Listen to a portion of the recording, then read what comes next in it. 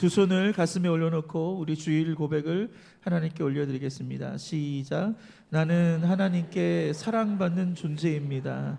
나는 오늘 하나님의 말씀을 듣습니다. 하나님의 말씀에 능력이 있습니다. 하나님의 말씀에 생명이 넘습니다.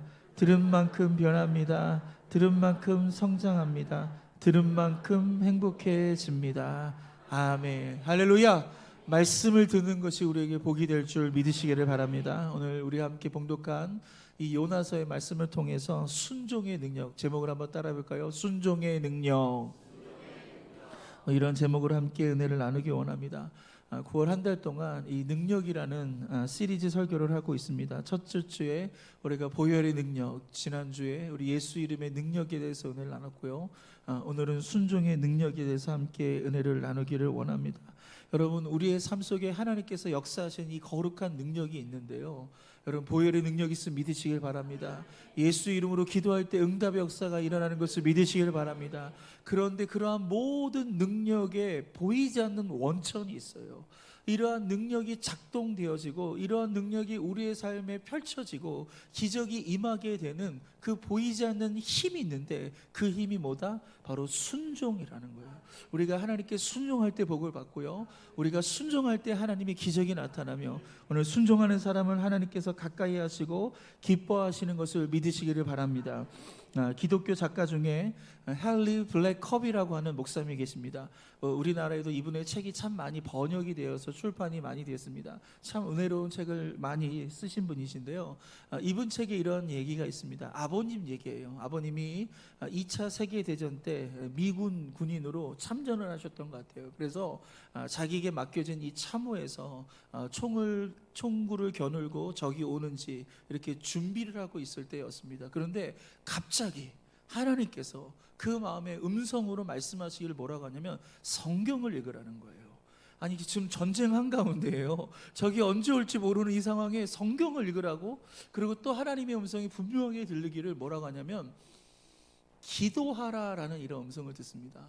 여러분, 이 전쟁터에서 찬송하고 설교하고 기도하는 거, 이거 쉬운 거 아니지 않습니까? 그러니까 이분도 굉장히 이게 낯설고 참 어려울 텐데, 이 블랙커비 목사님도 아버님도 목사님이셨는데 신앙이 아주 좋으셨단 말이에요. 그러니까 평상시에 하나님 말씀에 대한 순종의 훈련이 되신 분이에요. 그러니까 하나님께서 이렇게 마음속에 말씀하시니까 그 총을 옆에다 놓고 그리고 이 가슴팍에 있었던 성경책을 꺼내서 성경을 읽기 시작합니다. 옆에 있는 동료들이 의아해하는 거죠. 아니, 지금 전쟁 가운데 무슨 성경을 읽어? 그러고 나서 하나님께서 두 번째로 하셨던 말씀이 뭐였죠? 기도하라는 거였어요. 그래서 이분이 기도하기를 시작합니다.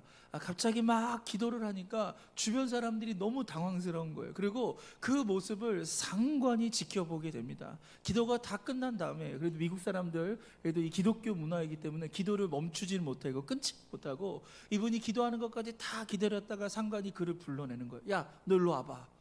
딱 글로 왔어요. 딱 왔더니 이 상관이요, 이 블랙컵이 아버지 목사를요 굉장히 혼내는 거예요. 야, 지금 이 전쟁터에서 무슨 성경을 읽고 너 무슨 기도를 하고 그러냐? 네 앞에 지금 적이 나타날지도 모르는데 총구를 겨누고 경계태세를 해야 되는데 지금 뭐 하는 거야? 라고 하면서 조인트를 맞고 막 엄청 혼이 난 거예요. 오랫동안 혼나고, 그렇게 한참 혼난 다음에 자기 자리로 돌아가려고 그러는데 폭탄이 하나 떨어지는데, 바로 이 블랙커비 목사님 아버지가 있었던 그 자리에 폭탄이 떨어진 거예요. 그래서 이 아버지가 살아났다는 거예요. 만약에 이 아버지가 그 마음속에 있었던 하나님의 음성을 무시하고, 에이, 하나님 지금 전쟁터예요, 지금 제가 전쟁하고 있는데 무슨 성경을 읽어요, 제가 뭘 기도해요, 만약 그렇게 하나님의 음성을 무시하고 순종하지 않았다면 여러분, 그 상관한테 불려갈 일도 없을 거고요. 그렇죠? 혼날 일도 없을 거예요. 그렇다면 그 폭탄은 그 자리에 떨어져서 그 아버지가 죽게 됐다는 거예요. 그래서 이 경험을 하고요, 이 아버지 마음이 뜨거워진 거예요. 그래서 내 삶을 정말 하나님께 드려야 되겠다. 그래서 이분이 목사님이 되셨다라고 그렇게 간증하는 그런 이야기입니다. 사랑하는 성도 여러분, 오늘 우리의 삶 속에 여러분 우리가 믿는 믿음은 무엇인가요? 여러분 우리가 믿는 믿음이 뭐죠? 여러분 믿으면 하나님 함께 하시는 것을 믿으시길 바랍니다. 하나님이 우리를 도와주시면 하나님께서 반드시 승리하게 하시고 우리 일을 이루신 것을 믿으시기를 바랍니다. 여러분 하나님께서 은혜를 부어주시면 승리하게 되는 거예요. 여러분 우리가 하나님께서 축복하시면 안 될 일이 어디 있겠습니까? 우리는 이걸 믿는 거예요. 하나님 날 도와주시면 아무리 어려운 상황도, 아무리 힘들고 어려운 가운데서도 하나님이 도와주시면 하나님께서 이 모든 문제를 해결해 주신다. 우리가 믿는 것이 바로 이러한 믿음인 것을 믿으시길 바랍니다. 그렇다면 하나님께서 언제 우리의 믿음에 이렇게 반응하시는가 봤더니 성경 전체적으로 보니까요, 하나님의 반응에 우리가 주목을 해야 되는데 언제 하나님께서 반응하신가 이렇게 봤더니 인간의 행동에 대해서 하나님께서 가장 기뻐하셨던 것이 뭐냐? 바로 순종이었다라는 거예요. 우리가 하나님 말씀에 순종할 때 하나님께서 너무 기뻐하시고 그리고 우리의 소원을 들어주시고 우리를 치료해 주시고 기적을 베풀어 주시더라는 거예요. 여러분 그래서 한번 이 이야기를 한번 같이 따라해 볼까요? 시작. 하나님은 순종하는 사람을 기뻐하시고 복을 주십니다. 순종할 때 하나님께서 우리를 보호해 주시고 순종할 때 놀라운 기적을 주십니다. 순종 하나만 딱 붙잡고 살아가겠습니다. 아멘. 할렐루야. 여러분 순종할 때 하나님께서 우리를 보호해 주시고 순종할 때 이 놀라운 기적을 이루신 것을 믿으시길 바랍니다. 그래서 우리가 신앙생활하면서 우리가 딱 하나를 붙잡아야 된다는 건 여러분 그것은 순종이에요. 우리가 순종할 때 은혜가 임하는 것을 믿으시길 바랍니다. 우리 좌우 옆에 사람들에게 인사해 볼까요? 순종 하나만 딱 붙잡고 갑시다. 아멘. 오늘 하나님께서 우리의 삶 속에 강력하게 역사하실 수 있는 그 통로는 뭐냐? 우리의 삶에 놀라운 기적과 그 능력이 나타나는 그 원천이 뭐냐? 보이지 않는 힘이 뭐냐? 여러분 그것이 순종인 것을 믿으시길 바랍니다. 근데 이 헬라어로 이 순종이라는 단어가요, 휘파쿠오라는 단어입니다. 이 단어는 두 개의 단어가 붙여져서 이렇게 한 단어가 되는데 앞에 있는 이 단어를 휘포라는 단어를 쓰는데 이 휘포라는 단어가 뭐뭐의 아래에서라는 뜻이고요. 이 아쿠오라는 이 단어는요 듣다라는 뜻을 갖고 있어요. 그러니까 순종이라는 게 뭐냐면 어떤 행동이 아니에요. 우리는 순종하면 일단 딱 거부감이 생겨요. 그렇죠? 순종하세요 이렇게 딱 하면 뭘 돈 내라는 건가? 아니면 뭘 헌신을 하라는 건가? 뭘 하라는 건가? 자꾸만 우리에게 행위에 초점을 맞추는데 이 헬라어의 순종은요 여러분 그런 행동에 대한 것이 아니라 뭐예요? 뭐뭐 아래에서 듣는 거예요. 그런데 어떤 아래에서 우리가 듣는 거예요? 하나님 아래에서 우리가 듣는 거예요. 그래서 뭐뭐 아래에서 듣는다는 건 뭐예요? 겸손하게 듣는다는 거예요. 그리고 이 듣는다라는 것은요 단지 그냥 귀에 들리는 것을 듣는 게 아니라 여러분 우리가 사랑하는 사람과 대화하다 보면 점점 가까이 붙잖아요. 그렇죠? 우리가 어떤 사람의 얘기를 더 경청하려면요 더 가까이 다가가는 거잖아요. 그런 것처럼 여기서 듣는다라는 이 헬라어 단어는요 하나님 앞에 가까이 가는 것을 말하는 거예요. 그래서 누가 순종하는 사람인가 봤더니 제일 먼저 중요한 것은 하나님의 말씀을 귀 기울이는 사람, 그 사람이 순종할 수 있다는 거예요. 그렇다면 오늘 시간 이 말씀은 제 얘기라고 생각하지 마시고요, 여러분 하나님께서 오늘 나에게 주시는 말씀으로 우리가 믿고 오늘 그 말씀에 우리가 온몸으로 반응하고, 할렐루야, 온몸을 하나님께 기대어서 오늘 그 말씀을 청종하는 이 귀한 은혜가 있기를 주님의 이름으로 축원드립니다. 그래서 오늘 하나님께서 우리에게 주신 말씀이 바로 이 요나서인데요, 이 요나 선지자는요 뭐로 유명하냐면 불순종으로 유명해요. 여러분 선지자 중에서 유일하게 불순종한 사람이 이 요나 선지자입니다. 근데 오늘 설교 제목이 뭐예요? 순종의 능력입니다. 이 불순종의 사례를 통해서 오늘 이 순종의 능력을 우리가 함께 배워가는 이 시간이 되기를 축복합니다. 이 요나서를 읽을 때 가장 중요하게 여길 게 뭐냐면 바로 장소예요. 이 요나서에서는요 총 5개의 장소가 나옵니다.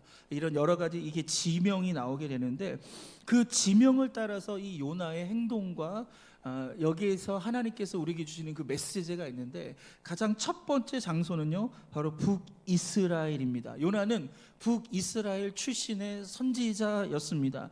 요나는 이러할 때 자기 집에서 자기가 거주하는 곳에서 하나님의 음성을 듣게 돼요. 그래서 여기서 소명을 받게 됩니다. 여러분, 하나님께서 우리를 부르실 때 저 미국을 가야 부르는 게 아니에요. 아프리카를 가야 부르는 게 아닙니다. 우리의 일상적인 삶, 내게 주어진 그 일을 할 때, 내가 예배를 드리고 내가 공부를 하고 직장 생활을 하고 내게 맡겨진 그 일들을 감당할 때, 그때 하나님께서 우리에게 말씀해 주시고 우리에게 사명을 주시고 우리에게 은혜를 주신 것을 믿으시기를 바랍니다. 어딜 가야지 뭘 받고 그런 게 아니에요. 그래서 오늘 우리가 평범하게 드려지는 이 일상의 예배, 오늘 이 주일 예배를 통해서 오늘 하나님의 음성을 듣기를 바랍니다. 근데 요나가 그 자기의 집에서 하나님의 음성을 들었어요. 그런데 이 요나는 어떻게 하죠? 불순종합니다.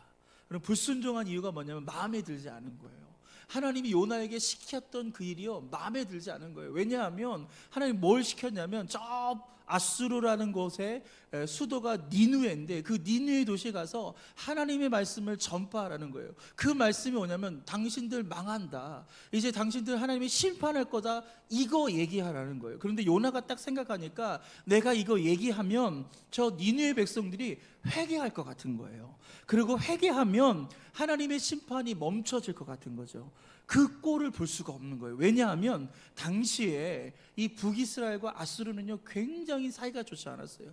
북이스라엘이 시도 때도 없이 공격합니다. 이 고대 근동 지역에서 가장 힘센 나라가 아수르였기 때문에 북이스라엘은 늘 깨갱할 수밖에 없는 거예요. 쳐들어오면 그냥 당하고 약탈당하고 빼앗기고 공격당하고 죽임을 당하고. 그러니까 북이스라엘 사람들은요 저 아수르 사람들, 니느웨 사람을 싫어할 수밖에 없는 거예요. 그런데 오늘 요나가 받은 하나님의 사명이 뭐냐면 내가 그렇게 싫어하는 저 사람에게 복음을 전하는 거. 여러분, 그래서 요나가 어떻게 하죠? 불순종하게 됩니다. 그 첫 번째 장소에서 요나는 불순종하죠. 그래서 어떻게 합니까? 하나님은요 니느웨로 가라고 하는데 정반대인 다시스를 향하는 그 배에 오르게 되는 거예요. 그래서 두 번째 장소는 어디다? 바로 배에 있다라는 거예요. 그래서 이 요나가 이 배에 있게 되는데 갑자기 여러분 다시스로 가는 배가 큰 풍랑을 만나게 됩니다. 우리 그림 한번 볼까요? 여기 딱 보시면 여러분 니느웨는요 여러분 보시기에 오른쪽으로 얼마 걷지 않죠. 이렇게 걸어서 가는 것이고 다시스는요 배를 타고 한참을 가야 되는 거예요. 그러니까 지금 이 요나는 하나님의 사명, 하나님의 부르심 앞에 여러분 정반대의 길을 걸어가면서 지금 도망치고 있는 것과 별반 다름이 없는 거예요. 그래서 이 긴 항해를 하면서 하나님의 사명을 좀 잊어버리고 하나님도 저를 좀 잊어주세요 라고 하는 마음으로 이 배를 타고 가는데, 이 배라는 게 순항을 하다가 갑자기 풍랑을 만나게 되는 거예요. 이 선장과 선원들이요 여러분 최선을 다해서 이 배의 풍랑 속에서 이 배를 지키려고 하는데 도저히 안 되는 거예요. 자신들의 힘으로 안 되는 것을 알았던 이 선장은 이것은 무슨 계시겠구나, 이 풍랑은 자연적인 현상이 아니라 신의 계시다라고 생각하면서 사람들을 다 불러 모아놓고 제비를 뽑아서 이 재앙의 원인이 누구인가 확인하는 이 장면이 나옵니다. 우리 요나서 1장 7절 말씀을 같이 읽겠습니다. 시작.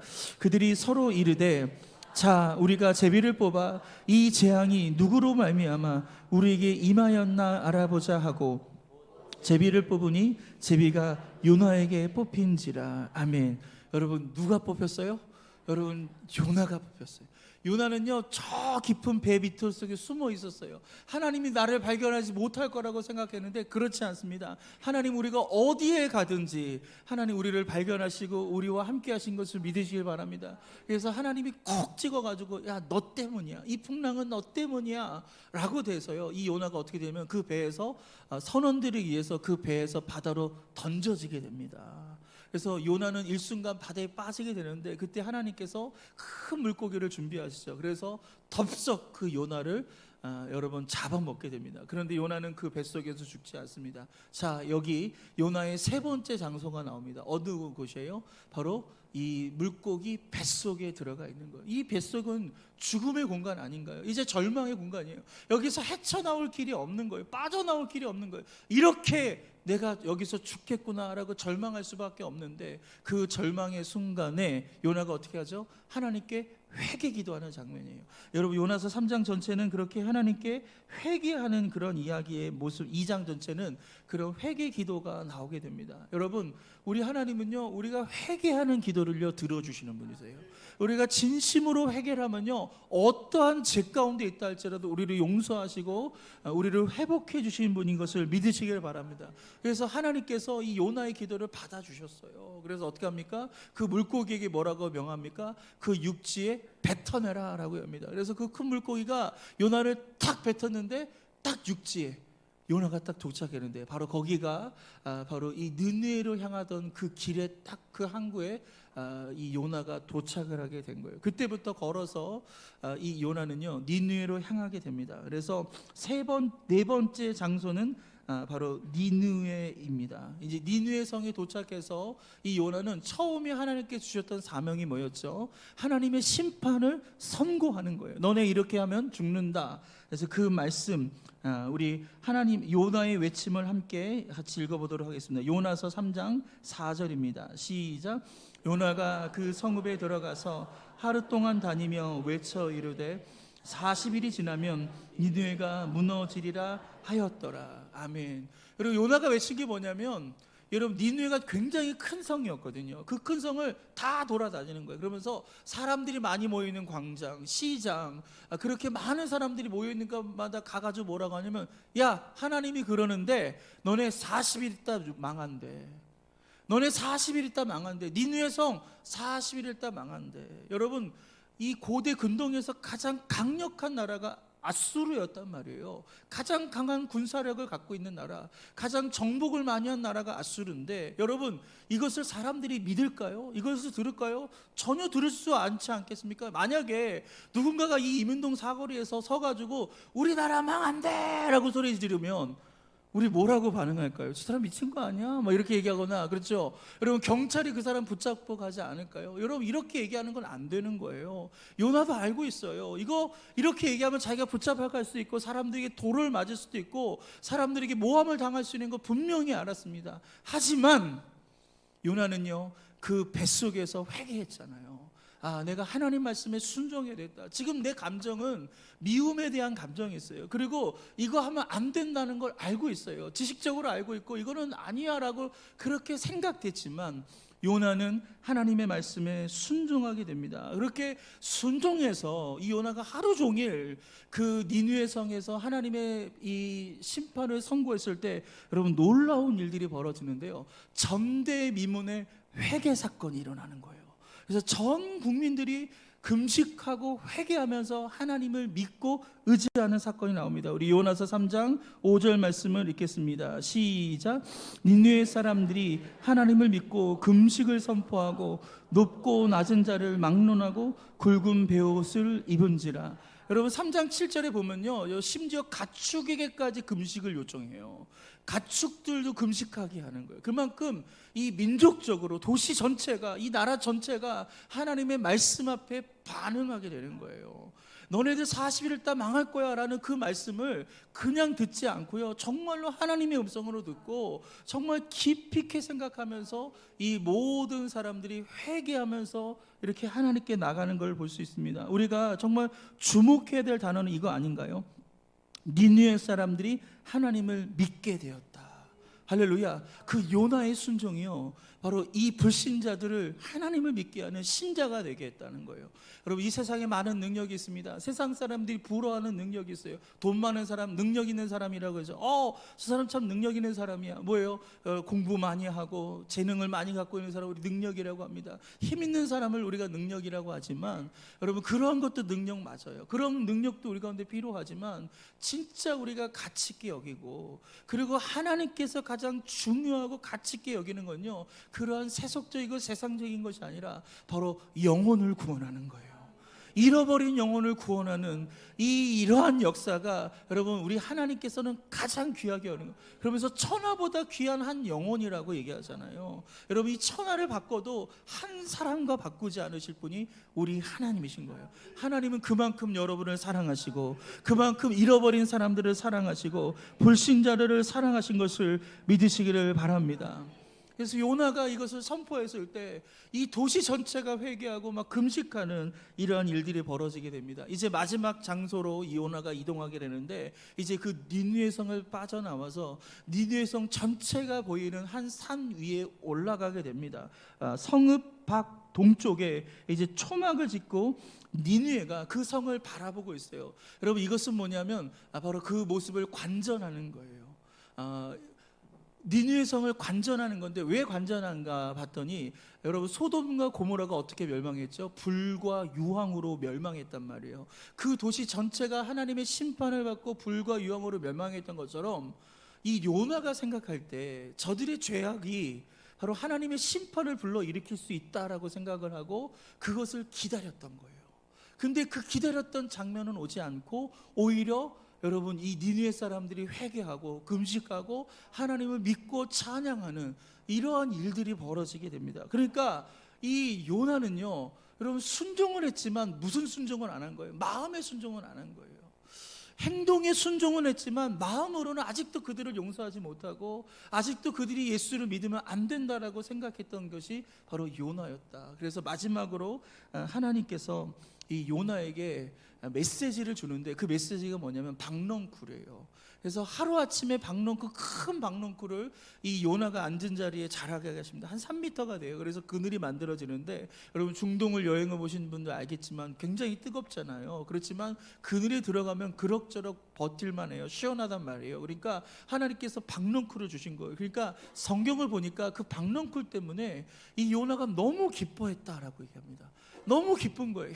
이 그늘을 주셨구나, 나에게 쉼을 주셨구나, 나의 마음을 평안하게 하셨구나, 너무 좋았어요. 그런데 그 다음날 어떤 일이 벌어지냐면 하나님이 그 박넝쿨을 사그라들게 한 거예요.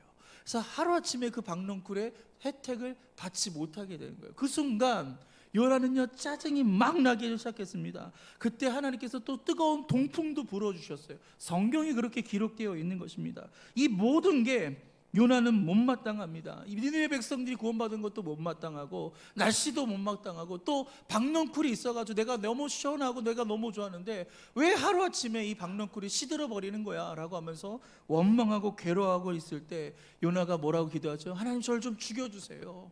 저 죽여주세요. 너무 화가 납니다. 너무 속상합니다 라고 그렇게 하나님께 질문하며 기도할 때 마지막으로 하나님께서 이 요나에게 나오시는 말씀, 그리고 이 말씀이 요나서의 가장 마지막 부분입니다. 우리 요나서 4장 9절과 11절 말씀을 읽겠습니다. 시작. 하나님이 요나에게 이르시되 내가 이 박넝쿨로 말미암아 성내는 것이 어찌 옳으냐 하시니 그가 대답하되 내가 성내어 죽기까지 할지라도 옳으니이다 하니라.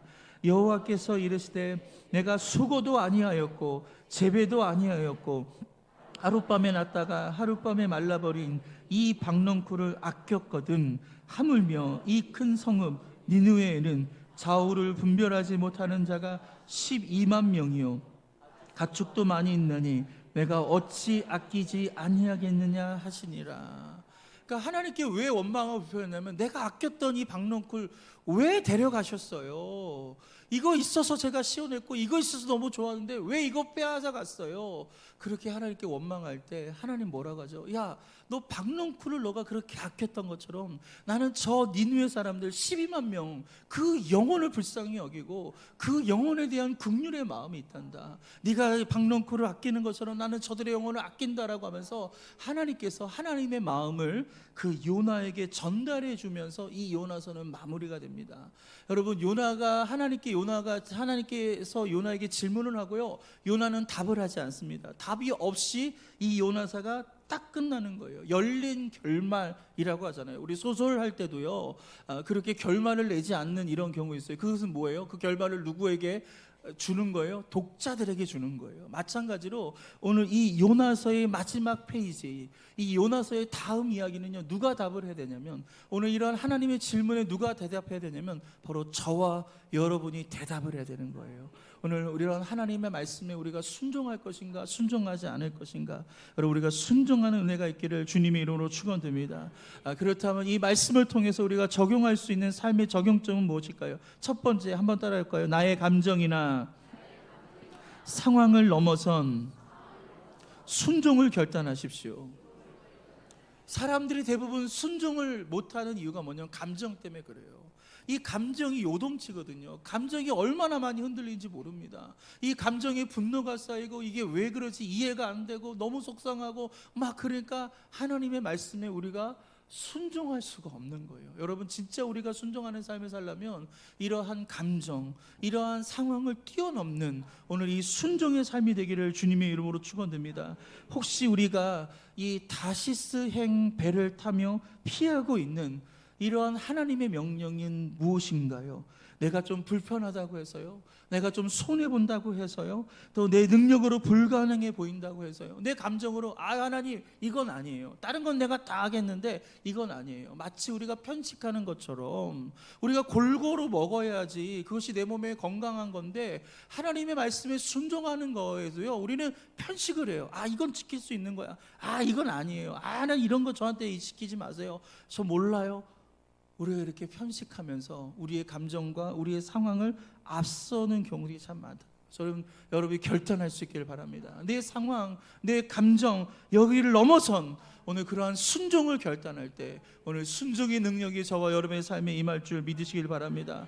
때로는 하나님께서 우리 앞에 펼쳐진 길이요 좀 거칠 수도 있어요, 험할 수도 있어요. 하지만 그 주님의 부르신 가운데 우리가 믿음으로 한 걸음 한 걸음 나갈 때, 여러분 요단강이 갈라지잖아요, 여리고성이 무너지잖아요. 그 험한 그 골리앗이 쓰러졌던 것은 순종의 복인 거예요. 여러분 앞에도 그런 요단강이 있지 않나요? 여러분 앞에도 여리고성이 있지 않나요? 우리가 어떻게 이것을 무너뜨릴 수 있습니까? 내가 갖고 있는 돈으로, 내가 갖고 있는 힘으로, 여러분 지금 현재의 의술로 불가능하잖아요. 하나님이 도와주셔야 되는데 오늘 우리가 순종하며 나가길 바랍니다. 두 번째는요, 한번 따라할까요? 순종의 결과를 미리 판단하지 않는 순종의 훈련을 받겠습니다. 제가 아까 이 블랙커비 아버지 목사님 2차 세계대전 때 참전했던 얘기를 했단 말이에요. 만약에 순종의 결과를 이분이 미리 판단했다면 이게 가능할까요? 못하죠. 여러분, 하나님께서 우리에게 이런 말씀을 주셨어요. 예를 들면 원수를 사랑하라 라고 주셨어요. 오늘 말씀입니다. 그러면 자, 주변 보세요. 원수를 빨리 찾으셔야죠. 그 원수를 사랑할 수 있나요? 원수를 사랑하라고 했는데 원수를 사랑할 수 있나요? 근데 우리는 사랑하면 되는데 그 다음 상황을 생각해요. 내가 사랑한다고 고백했는데 혹시 거절되는 건 아니야? 내가 사랑한다 그러는데 오히려 더 관계가 더 깨지는 거 아니야? 그 사랑한다 그래서 오히려 또 이 사람과 관계가 좋아지면 안 되는데 막 또 좋아지면 또 어떻게, 막 그것도 걱정하는 거예요. 우리는 이 순종 이후의 상황을 너무 복잡하게 생각하는 거예요. 그런데 하나님은요, 성경을 보면 이 순종했던 사람들은요 그거 생각하지 않았어요.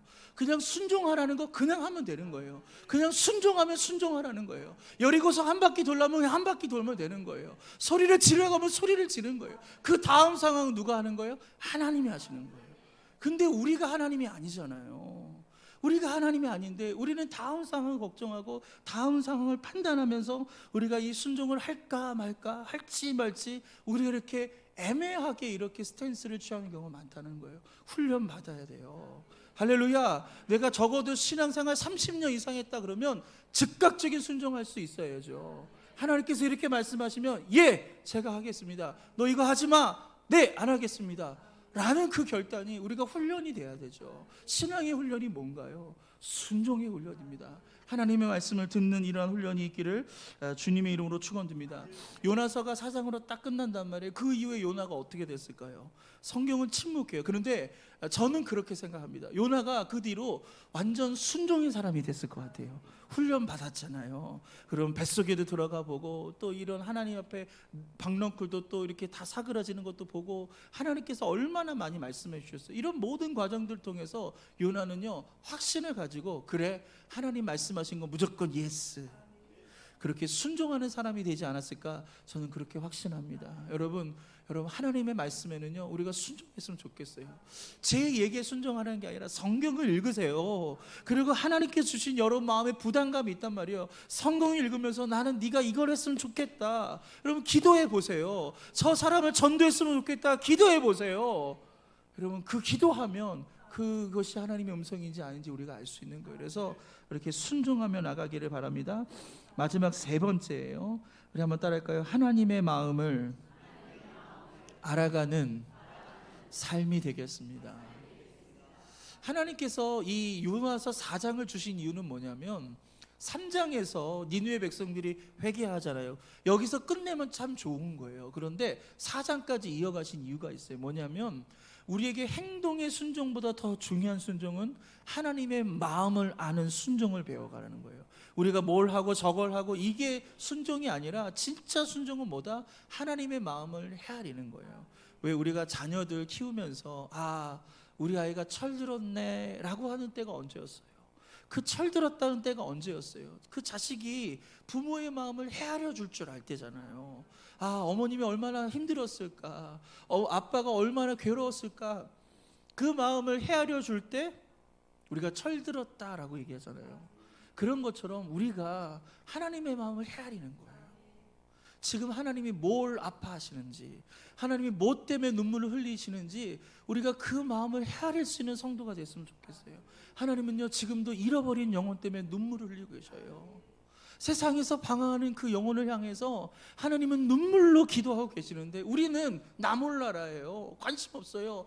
목사님 제 나이가 얼만데요, 제 나이가 이 나이에 무슨 전도예요, 저 그리고 전도 한 번도 해본 적 없어요, 저 전도해봤자 안 돼요. 우리는 온갖 핑계를 댑니다. 우리의 상황을 얘기해요. 우리 감정을 얘기하는데 하나님의 마음을 우리가 알아야 된다니까요. 하나님의 그 마음을 배워가면서 그 순종의 삶을 시작이 되는 겁니다. 저는 우리가 순종할 수 있는 여러 개가 있지만 가장 중요한 순종은 저는 전도다. 복음을 전하는 것이 되어야 된다. 우리 교회 재직이 많아요. 우리 장로님들도 많으시고 우리 권사님도 많으시고 안수사님도 많으시는데 여러분 우리가 이 재직을 가지면서 가장 중요하게 여길 수 있는 것은 복음을 전하는 자가 되어야 되는 거예요. 할렐루야. 여러분 전도자가 되시기를 바랍니다. 하나님의 마음을 이해하면서 그냥 와서 은혜 받고 돌아가고 오늘 예배 잘 드렸다, 점심 잘 먹었다, 오늘 재밌게 놀았다, 우리 오랜만에 참 친구들 만나고 너무 행복했다, 그러고 돌아가는 것이 아니라 정말 하나님의 마음은 어땠을까? 하나님이 지금 이 시대를 향한 마음은 무엇일까? 저 영혼을 향한 마음, 니느웨 요나가 봤을 때는 저 사람들 심판받아야 마땅한 거예요. 제발 하나님 저 사람들 좀 죽여주세요라고 할 수 있는 사람인데 하나님은 오히려 그 사람마저도 사랑하시고 그 사람을 구원하기 원하시는 거예요. 오늘 그렇게 우리가 성숙한 정말 하나님 앞에 철든 그런 모습으로 정말 우리의 마음을 정말 하나님의 마음을 이해하고 따라갈 수 있는 오늘 그런 순종의 사람이 되기를 주님의 이름으로 축원드립니다.